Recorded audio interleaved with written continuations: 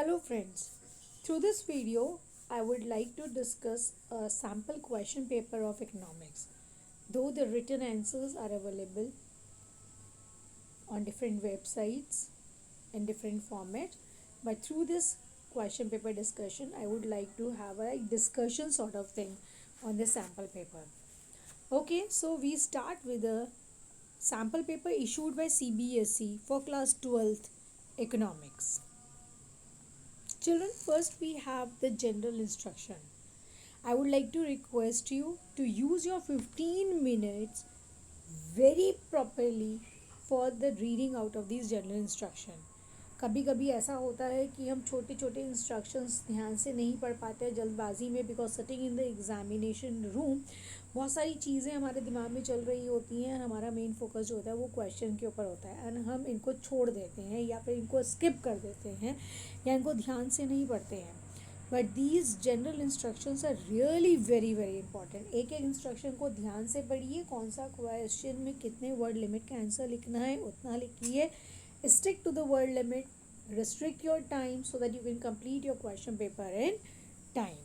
So let's start. In this video I would like to complete the section A of the question paper, that is a macroeconomics. So moving further with the question number 1, which carries 1 mark. The first question is, inventory is a dash concept whereas change in inventory is a dash concept. You are given with the alternatives over here, stock flow, flow stock, same words लेकिन आगे पीछे हैं। तो I hope आपको बहुत अच्छे से पता है कि फर्स्ट ब्लैंक में क्या आना है और सेकेंड ब्लैंक में क्या आना है, उसके relatedly it is given. C is stock stock, D is flow flow. आसान तरीका ये है अपने आंसर को और परफेक्शन देने का कि सबसे पहले आपको जो ऑप्शन पता है कि वो तो हो ही नहीं सकता है उसको आप हटा दीजिए। Okay, reduce it down. जैसे कि आपको पता है इन्वेंट्री और चेंज इन इन्वेंट्री दोनों सेम नहीं हो सकते, इसीलिए सी और डी ऑप्शन नहीं हो सकता है, क्योंकि ना ही तो दोनों स्टॉक स्टॉक हो सकते हैं ना ही दोनों फ्लो फ्लो हो सकते हैं। दोनों को हटा दीजिए, काट दीजिएगा पेंसिल से, सी और डी नहीं हो सकता है। अब देखें कि इन्वेंट्री स्टॉक है या चेंज इन इन्वेंट्री स्टॉक है, तो थोड़ा सा we have to go back to the definition of stock and flow. बाकी चीज़ें हमें याद हो या ना याद हो, लेकिन एक चीज़ हमें बहुत अच्छे से याद होगी और वो ये है कि स्टॉक को हम एक पर्टिकुलर पॉइंट ऑफ टाइम पर मेजर करते हैं। It is measured at a point of time, इसीलिए इन्वेंट्री हमारे लिए स्टॉक कॉन्सेप्ट होगा। चेंज इन इन्वेंट्री, चेंज किसी भी कॉन्सेप्ट में, किसी भी वेरिएबल में चेंज तब होता है when it is over a period of time. चाहे वो 1 घंटे के बाद हो, चाहे वो 1 दिन के बाद हो, 1 महीने के बाद हो, 1 हफ्ते के बाद हो, 1 साल के बाद हो। हम लोग जब चेंज इन इन्वेंट्री देखते हैं उधर भी हम लोग closing stock minus opening stock करते हैं। तो जो चेंज आया है क्योंकि it is related to the period of time, therefore the right answer would be flow. Okay, तो coming on to the right option, हमारा जो फर्स्ट ऑप्शन है स्टॉक और फ्लो वो सही है, यानी कि I am repeating the answer again. Inventory is a stock concept whereas change in inventory is A flow concept.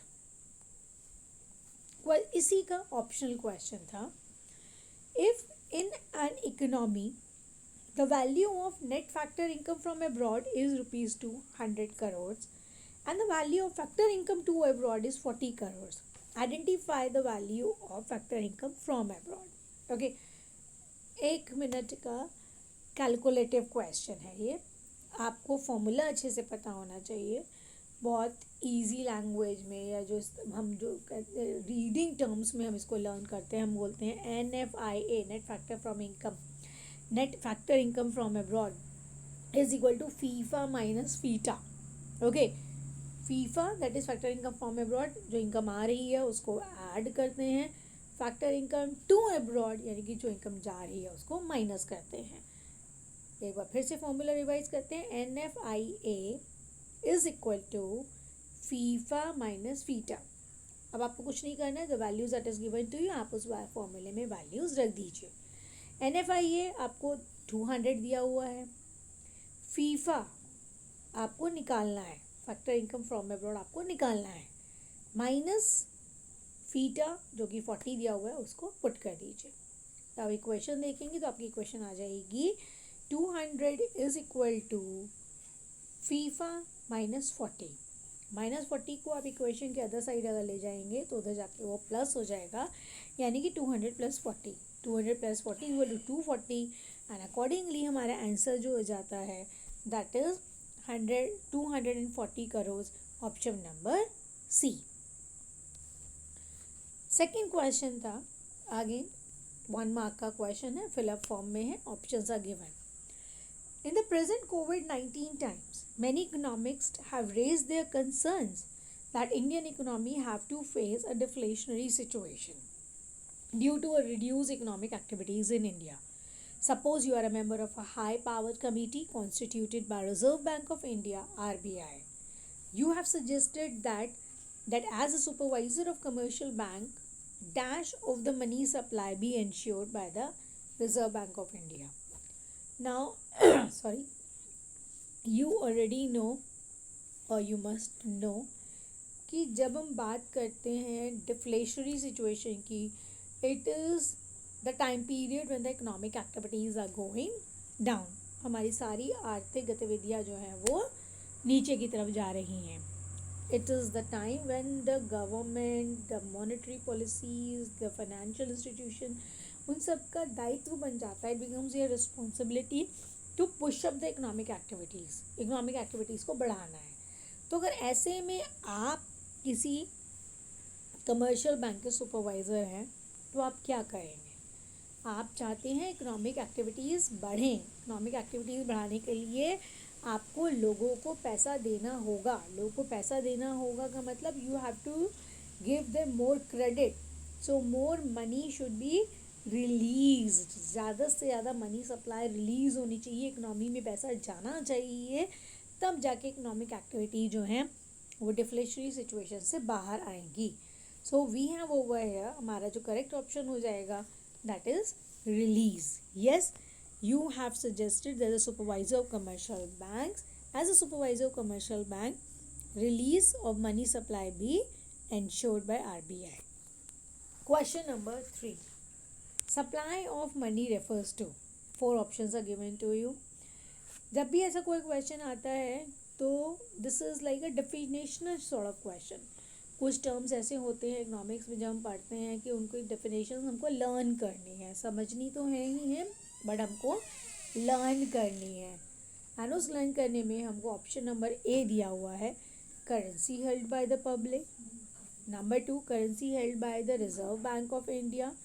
Number 3, currency held by public and demand deposit with commercial bank and currency held in the government account. Okay, जब आपने money supply की definition पढ़ी होगी तो आपने ये बात बहुत अच्छे से पढ़ी होगी कि सिर्फ पब्लिक के पास जो पैसा होता है वो मनी सप्लाई नहीं होता है। ओके, आरबीआई के पास जो होता है वो अदर डिपॉजिट्स होते हैं। तो ए ऑप्शन हट जाता है हमारा, बी ऑप्शन हट जाता है हमारा, गवर्नमेंट अकाउंट का पैसा तो मनी सप्लाई में आ ही नहीं सकता। तो हमारे लिए जो राइट ऑप्शन बच जाता है और जो सही भी है वो है option number C, currency held by the public and demand deposit with the commercial banks. Question number 4, again for 1 mark. Column A और column B is given to you. आपको correct pair निकालना है. Identify the correct pair of the formula from the following column 1 and 2. Again, A का 1, B का 2, C का 3, D का 4 और I can say के सामने सामने जो दिया हुआ है, के सामने 1 दिया हुआ है, B के सामने 2 दिया हुआ है, दोनों में से इन सब में से कौन सा ऑप्शन है जो सही आ रहा है, सही अल्टरनेटिव कौन सा है? चलिए स्टडी करते हैं इसको। करंट अकाउंट सरप्लस, सरप्लस का मतलब हमें पता है, सरप्लस का मतलब होता है कि रिसिप्ट्स ज़्यादा हैं और पेमेंट्स हमारी कम है। तो ये देखते हुए ए का जो हमारा फर्स्ट ऑप्शन आ रहा है, receipts are lesser than payment, ये ऑप्शन हमारा कट जाता है। This is not the right pair, A option cut गया। B, current account surplus receipts are greater than payment, हाँ ये ठीक है, receipts are greater than payment, लेकिन क्रॉस वेरीफाई तो कर लें, आगे तो देख लें। अभी तो B2 ठीक लग रहा है, कहीं ऐसा तो नहीं C या D में से कोई और भी सही हो। तो जब तक आप सारे ऑप्शन, सारे ऑल्टरनेटिव्स ना देख लें, बाकी को गलत साबित ना कर दें, तब तक करेक्ट ऑप्शन मत चूज़ करिएगा। ऑप्शन नंबर सी कहता है balance current account. Balance word जहाँ आ जाता है, इसका मतलब हमने दोनों साइड जो भी लिया है वो दोनों चीज़ें हमारे लिए बराबर हैं, they are in equal amount, they balance each other. And यहाँ जो हमको साइन दिया हुआ है, receipts are not equal to payment दिया हुआ है, सो दिस इज रॉन्ग, हटा दीजिए इसे। ओके, डी ऑप्शन कह रहा है current account deficit. Current account deficit, deficit का मतलब तो ये हुआ कि payments are more than receipt. Okay, लेकिन इधर जो साइन दिया हुआ है वो कह रहा है पेमेंट्स आर मोर और इक्वल, तो आई एम सॉरी, दोनों चीज़ें एक साथ नहीं हो सकती डेफिसिट में, कि पेमेंट रिसिप्ट से ज़्यादा भी हो, रिसिप्ट के बराबर भी हो, नहीं। तो अब हमने क्रॉस वेरीफाई कर लिया है कि सी भी नहीं हो सकता, डी भी नहीं हो सकता, ए हमने पहले ही मना कर दिया था। तो right answer is option number B, that is current account surplus is equal to receipts greater than payments. Question number 5. Few definitions, few statements are given to us and we have to identify which among them is true. Number 1, flexible exchange rate system. जब भी आप ये पढ़ें तो थोड़ा सा अपने दिमाग में, जब हम क्वेश्चन पढ़ते हैं एक दो वर्ड पढ़ के ही हमें पता चल जाता है, हमारा दिमाग start searching for the information what we have stored in our mind, कि क्वेश्चन किससे जुड़ा हुआ है। It is related to flexible exchange rate, fix exchange rate, manage floating exchange rate. तो before I read the question थोड़ा अपने दिमाग में सर्च कर लें, तो what we have read about it. हमने पढ़ा था कि फिक्स एक्सचेंज रेट सिस्टम वो एक्सचेंज रेट सिस्टम हुआ करता था जहाँ हम अपनी होम करेंसी का इंटरनेशनल करेंसी के अगेंस्ट जब रेट डिटर्मिन करते हैं, तो that is determine by the authority, fixed, that does not change so frequently. Okay, और उसमें मार्केट फोर्सेस का कोई रोल नहीं होता था। ओके, फिर हमने पढ़ा था flexible exchange rate system. Flexible exchange rate system में फ्लेक्सिबिलिटी होती है, नाम से पता चल रहा है, फिक्स के बिल्कुल अपोजिट होता है। कौन डिटर्मिन करता है? It is determine by the market forces of demand and supply. Okay, बिल्कुल ठीक है। उसकी खासियत क्या थी? खासियत ये थी कि जिस तरीके से हमको फिक्स एक्सचेंज रेट सिस्टम के अंडर अपने एक रिज़र्व बना के रखना पड़ता था, सो दैट कि कहीं भी कभी भी अगर डेफिसिट हो जाए पेमेंट में, इंटरनेशनल पेमेंट में, तो हम उस रिज़र्व से पैसा निकाल कर जो है उसको यूज़ कर लें। लेकिन फ्लेक्सिबल एक्सचेंज रेट में वो ऑटोमेटिकली करेक्ट कर देता है सारी सिचुएशंस। ओके, देन इसके बाद आता है manage floating exchange rate. Manage floating was easy language में अगर बोलें तो it is a mixture of both, वो दोनों का मिक्सचर है। उसमें वेरिएट भी हो जाता है एक्सचेंज रेट कभी कभी, एंड पर्टिकुलर टाइम पीरियड के लिए फिक्स भी रहता है।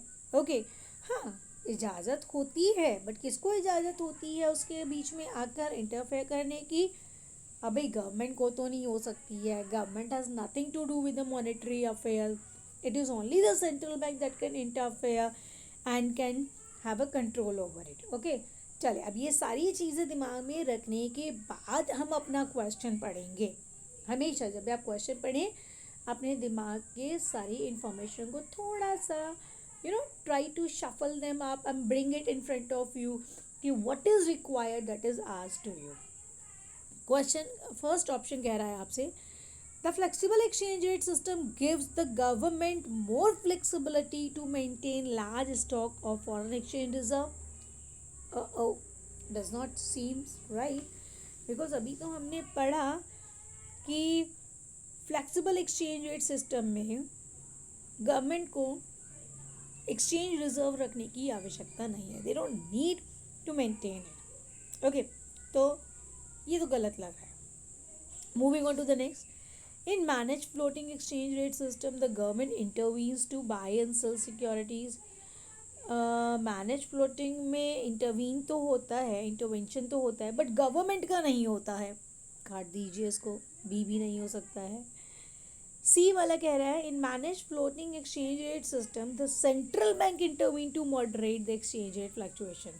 हाँ, this seems to right. Manage floating में चेंज हो सकता है, बट कौन चेंज कर सकता है, कौन इंटरवीन कर सकता है? सेंट्रल बैंक कर सकता है। किस मकसद से करेगा? एक्सचेंज रेट को मॉडरेट करने के मकसद से करेगा। So C option seems to be right, but let us cross verify it. एक बार डी ऑप्शन भी पढ़ लें और देख लें कि वो गलत है या नहीं है, तभी हमारा सी सही होगा. In fixed exchange rate system, market forces fix the exchange rate. Market forces और exchange rate, no no no no, fix exchange में तो मार्केट फोर्सेस का कोई काम ही नहीं था. सो डी ऑप्शन हमारा गलत है.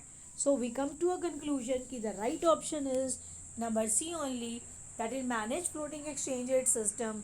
The central bank intervenes to moderate the exchange rate fluctuations.